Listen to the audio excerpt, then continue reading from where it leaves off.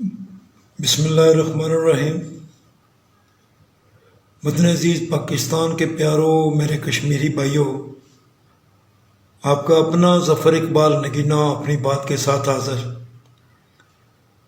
آج پھر line of control کے اس پار ماں کا پیارا، راج دلارا، بہنوں کا شہزادہ، کسی کا پوتا، کسی کا نواسا، جگر کوشا معصوم اصغر جیسا معصوم میرا کشمیری بھائی بھارتی فوجی درندوں کی درندگی کا شکار ہو گیا ہے۔ کریک ڈاؤن تھا، لاک ڈاؤن تھا، وحشت کا راج تھا، لمحہ لمحہ قیامت سوگا برپا تھی۔ 2 دن سے پیاسے اپنے بچے کے اونٹوں کی پیاس بجھانے کو تڑپ رہا تھا کہ کسی طرح 2 گھونٹ پانی ہی لے آئے۔ سبھی گھر والے اس کا راستہ روکے کھڑے تھے۔ وہ کبھی انہیں اور کبھی اس معصوم کو دیکھتا جو اب نیم بے ہوشی کے عالم میں تھا۔ ایسا لگ رہا تھا کہ اس کی سانسیں اکھڑ رہی ہیں۔ 9 روز سے وہ ایسی اذیت میں تھے، پانی کا آخری قطرہ بھی ختم ہوئے 50 گھنٹوں سے زائد ہو چکے تھے، اور وہ معصوم 7 گھنٹوں سے پانی کی طلب کے لیے روئے جا رہا تھا۔ پھر آہستہ آہستہ اس کی آواز گم ہوتی چلی گئی۔ وہ سب یہ منظر دیکھ رہا تھا، اور اب بچے کو عالم نزع میں دیکھ کر اس کے ضبط ٹوٹ گئے۔ وہ سب گھر والوں کو ایک جانب اچھالتے ہوئے دروازے کی جانب لپکا اور پلک جھپکنے میں کمرے سے باہر نکل گیا۔ سب کے دل دہل گئے۔ وہ جان چکے تھے کہ وہ وحشی بھارتی فوجی درندوں کی گولیوں کا نشانہ بن گیا ہے، کیونکہ اس کے نکلتے ہی گولیوں کی تڑتڑاہٹ سنائی دی تھی۔ سبھی ایک دوسرے سے لپٹ گئے۔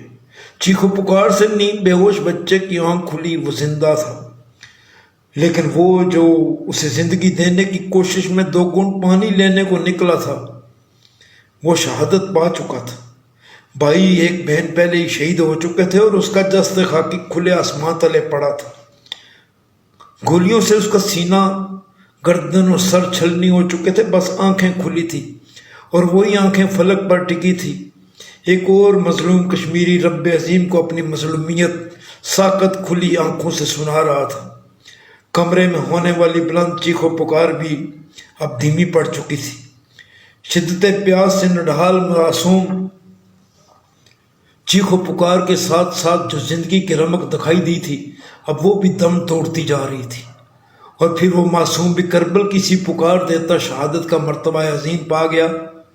بھارتی مقبوضہ کشمیر، ہر گھر پر خوف کے پہرے، بھارتی فوجی درندوں کے ظلم کی انتہا۔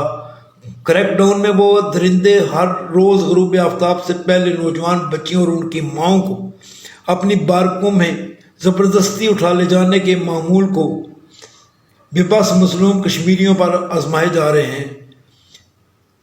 1000 سے اوپر وحشت بربریت کے دن راتیں گزر چکی ہیں، لیکن دنیا کے کسی ملک کے سربراہ نے مظلوم کشمیریوں کی پکار نہیں سنی، یا وہ سننا نہیں چاہتے۔ عالمی ادارہ انصاف کا کردار بے وقت ہو کر رہ گیا ہے۔ دنیا بھر کے اسلامی ممالک کے سربراہان تک مظلوم کشمیریوں کی فریاد نہیں سن رہے۔ اور تو اور آزاد ریاست جموں کشمیر میں حکمران ٹولہ بھی اقتدار کی بدمستیوں میں ہے۔ ایسے واقعات روزانہ تواتر سے ہو رہے ہیں، لیکن کسی کی غیرت نہیں جاگ رہی۔ Line of control per Pakistan army کے جوان سیسا پلائی دیوار بنے ہیں۔ بھارتی فوجی درندے ان کے مقابل کھڑے ہونے کی طاقت حوصلہ نہیں رکھتے۔ پاکستان ہمیشہ امن کا خواہاں رہا ہے۔ بھارت کے حکمرانوں کو بارہا مسئلہ کشمیر کے حل کے لیے عالمی فورم پر لانے کی کوشش کر چکا ہے، لیکن دنیا کی تاریخ کا سب سے بڑا دہشت گرد نریندر مودی مظلوم کشمیریوں پر ظلم و جبر کے پہاڑ ڈھائے جا رہا ہے۔ اسے مذہب اسلام اور پاکستان دشمن قوتوں کی آشیرواد حاصل ہے، اور سپر پاور جو پاکستان کے ساتھ بہتر تعلقات کے خواہاں ہیں، مسئلہ کشمیر کے حل کے لیے عملاً کوئی کردار ادا نہیں کر رہے۔ 1948 میں کشمیریوں نے خود ہی جدوجہد کی اور خطہ آزاد کرایا، جو آج آزاد کشمیر کے نام سے معروف ہے۔